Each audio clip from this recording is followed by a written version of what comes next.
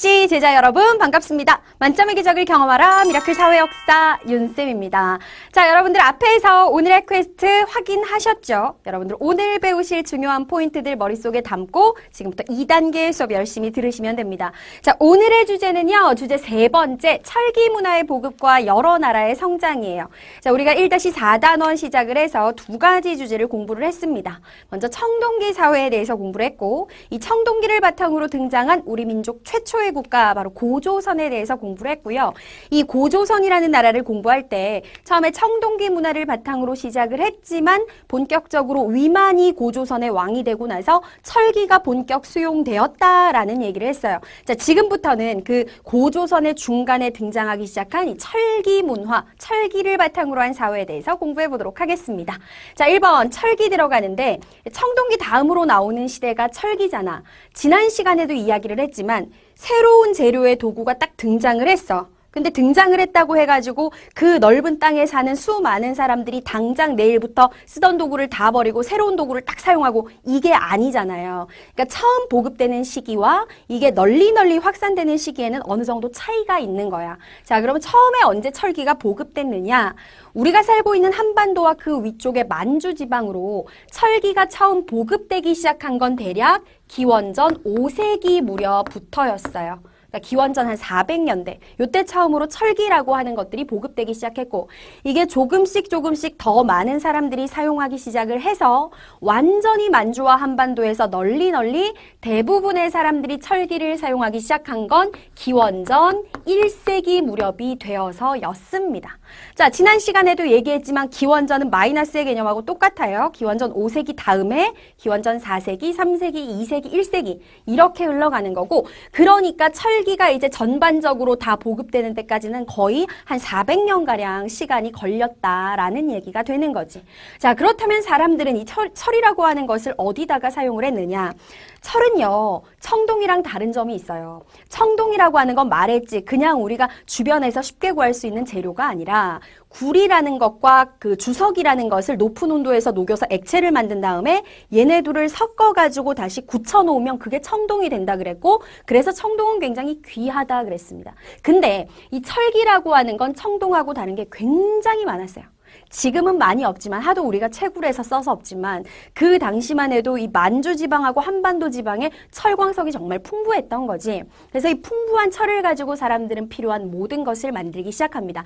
가장 많이 만들었던 게 무엇이냐? 너무 중요하죠. 농기구도 철로 많이 만들었고요. 그리고 가장 그 당시에 중요한 거라고 할 수 있는 무기. 농기구와 무기 모두 철을 가지고 열심히 많이 만들어서 사용을 했다. 자, 그렇다면 한번 봅시다. 철을 이용해서 농기구를 만들고 무기를 만들어서 사회는 어떤 변화를 맞이하게 되느냐. 먼저 철제 농기구부터 한번 보도록 할게요. 철로 농기구를 만드니까 너무 좋은 점이 있어. 뭐가 좋냐면 그 전 시대 청동기 시대에는 청동제 농기구라는 게 있다 없다? 없었다. 왜? 청동은 너무 귀하니까 농기구 같이 아무나 쓰는 물건을 다 만들어서 쓸 수가 없었고 그래서 청동기 시대에는 여전히 돌이나 나무로 농기구를 만들었던 거야. 그러면 예를 들어서 이제 나무로 이렇게 자루 만들고 거기다가 괭이를 돌로 만들어서 땅을 이렇게 팠어. 딱딱한 게 부딪혀. 그럼 어떻게 되겠어요? 농기구가 부서져 버리는 거지. 농사가 사실은 잘 되기가 조금 힘들었는데 철은 아시다시피 굉장히 단단하잖아요. 이 철을 이용해서 괭이도 만들고 낫도 만들고 도끼도 만들고 그래서 농사를 짓다 보니까 농사가 너무 잘 되네. 농업 생산력이 이전 시대보다 엄청나게 향상이 되고 그럼 농사가 잘 된다는 건 그만큼 먹고 살기가 좋아졌다는 얘기니까 사람들이 아이를 더더더 많이 낳기 시작해요. 게다가 농사를 더 열심히 지어야 되니까 자식이 많이 태어나야 농사를 지을 수 있는 노동력도 많아지는 거잖아. 그러니까 애를 더 많이 낳는 거야. 인구도 엄청나게 증가하기 시작합니다. 먹을 것이 풍요로워지고 인구가 많아지니까 당연히 부족의 규모가 점점점 커졌겠죠. 인구가 많아지니까. 그래서 어떻게 됐다? 사회 규모도 확대되기 시작하더라. 이게 모두 철제 농기구를 사용하면서 생기기 시작한 변화야. 자, 농기구에 대해서 봤고요. 이번엔 옆으로 자리 살짝 옮겨서 철로 무기를 만들어서 생기는 변화 한번 살펴보도록 할게요. 자, 철로 무기를 만들기 시작했어요. 그 당시에 이제 수많은 작은 부족 국가들이 굉장히 많아서 군장 국가라고 하는 국가들이 있었는데 얘네들이 철로 단단하고 멋진 무기를 만들기 시작하니까 뭐가 많이 일어나기 시작하느냐? 이 부족들 간에 전쟁이 굉장히 활발하게 발생을 하기 시작하는 거야. 전쟁을 한다는 거는 서로 이기려고 전쟁을 하는 거니까 누군가가 싸웠을 때 승자가 있고 패자가 발생을 하겠죠. 그러니까 그 과정에서 무슨 일이 일어나게 되느냐? 자, 첫 번째, 정복하는 상황이 일어나겠지. 예를 들어서 A라는 부족국가하고 B라는 부족국가가 전쟁을 했습니다. 얘네들이 싸웠는데 A라는 국가가 좀 더 강했나 봐. A가 이기고 B 부족국가가 패해. 그럼 A가 B를 먹겠죠. 규모가 커지겠죠. 이렇게 해서 국가가 탄생을 하기도 하고요. 그 다음에 연합을 하기도 합니다. 이런 경우는 이제 어떤 경우라고 할 수 있냐면 둘이 파워가 비등비등할 때. 그러니까 A하고 B가 서로 생각을 해보니까 이거 우리가 이겼으면 좋겠지만 쟤네하고 우리하고 뭔가 파워가 비슷해. 그래서 우리가 딱 확실히 이긴다고 볼 수 없고 쟤네들이 이길 수도 있어. 싸우면 서로 손해잖아요. 그럼 협상을 하겠지. 그래가지고 야 니네랑 우리랑 합쳐가지고 좀 큰 국가 하나 만들래? 이렇게 해서 연합을 하기도 했다라는 거야. 정복이나 연합의 과정을 거치면서 드디어 만주와 한반도 지방의 여러 국가들이 등장을 하기 시작을 하죠. 이따 2번에서 배우게 될 내용이 바로 이렇게 해서 탄생한 국가들인 거예요. 그래서 철제 무기를 만들기 시작하면서 전쟁이 많이 발생했고 국가가 등장하게 됐다. 이렇게 머릿속에 정리를 하시면 되겠습니다. 자, 그렇다면 이번에는요. 이제 철제를 사용하기 시작하면서 일어난 변화 말고 사회 모습의 변화 한번 보도록 할게요. 첫 번째, 무덤부터 가도록 하겠습니다.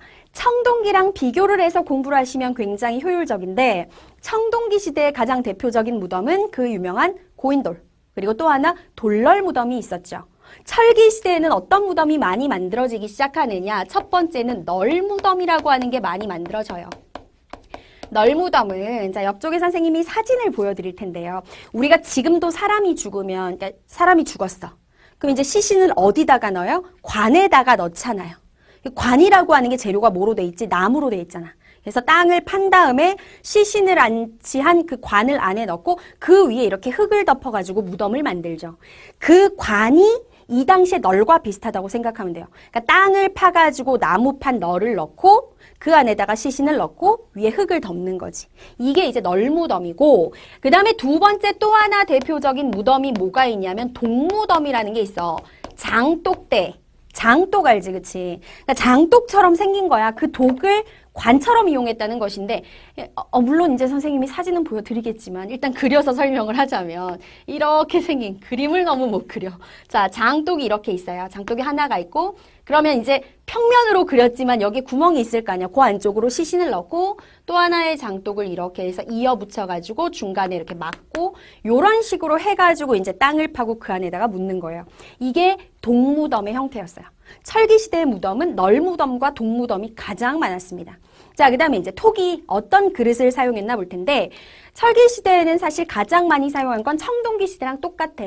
아무 무늬가 없는 토기를 민무늬 토기라고 하잖아. 이게 청동기 시대부터 사용되기 시작해서 이제 철기 시대까지 쭉 민무늬 토기를 제일 많이 사용을 했고 이거 말고도 일부 교과서에서만 등장하는 것이긴 한데 또 어떤 철기 시대 토기가 있냐면 덧띠 토기라는 게 있어요. 토기의 모양은 되게 다양해. 덧띠 토기의 덧띠라고 하는 건 뭐냐면 예를 들어서 이제 토기가 이렇게 있잖아. 뭐 이렇게 생긴 토기가 있다고 치자. 토기를 일단 만들어 놓고 우리가 찰흙 가지고 이렇게 뭐 만들기 할 때요. 길게 이렇게 해가지고 길쭉하게 찰흙을 만들어. 그걸 가지고 토기의 주둥이 부분에다가 이렇게 한번 덧대는 거야. 이렇게 띠처럼 이렇게 한번 감싸는 거예요. 요런 식으로 만들어지는 게 덧띠 토기. 그 다음에 철기 시대의 또 대표적인 토기가 뭐가 있냐면 검은 간 토기라는 게 있는데 토기를 만들어 놓고 그 위에 검은색 빛이 도는 흙을 한번 덧칠합니다. 그래서 토기를 만들어서 구워 놓으면 색깔이 거무죽죽해요. 그래서 이름이 검은간 토기. 요게 철기 시대의 가장 대표적인 토기들이야. 자, 그렇다면 여기서 이제 우리가 잠깐 잊고 있었던 청동기 이야기를 한번 해볼 텐데 청동기 시대가 지나고 철기를 사용하기 시작했잖아.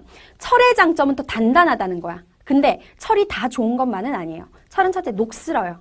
보기가 별로 안 좋죠. 실제로 사실 뭔가를 만들어 놨을 때 때깔이 더 좋고 아름다워 보이는 거는 그 전에 사용하던 청동기라는 거야. 그래서 철기 시대가 되면서 청동은 어디에다가도 안 썼던 게 아니라 어디다가 사용하기 시작하느냐? 제사 같은 거 지낼 때, 의식을 치를 때 의식용 도구는 사실 뭐 그렇게 단단할 필요가 없거든요. 예쁜 게 더 중요하니까 색깔이 아름다운 청동기를 이용해서는 의식용 도구를 만들기 시작합니다. 그래서 철기 시대가 되고 나서 만들어진 대표적인 청동기 유물들이 있어. 그게 바로 뭐냐? 세형동검이라고 하는 것과 잔무늬 거울이에요. 청동기 시대를 우리가 공부를 할 때 뭐 했었냐면 청동기 시대의 가장 대표적인 청동기 비파형 동검 배웠었지. 비파형 동검은 악기 비파 모양을 닮아서 비파형 동검이라고 한다 그랬는데 이 비파형 동검 그 다음에 무늬가 거칠거칠하다 그래서 붙여진 이름 거친 무늬 거울 얘네들은 청동기 시대의 대표 유물이고요. 그거랑 비교해서 시험에 잘 나옵니다. 세형 동검 세형 동검 할 때 세라고 하는 건 한자로 가느다랗다라는 뜻이에요. 그래서 그 동검의 모양이 딱히 특별한 모양이 없는데 뭔가 이렇게 가느다랗게 만들어져 있어. 그래서 세형동검이라고 하고 잔무늬 거울은 말 그대로 무늬가 거칠게 안 들어가고 잔잔하게 잘게 들어갔다. 잔무늬 거울.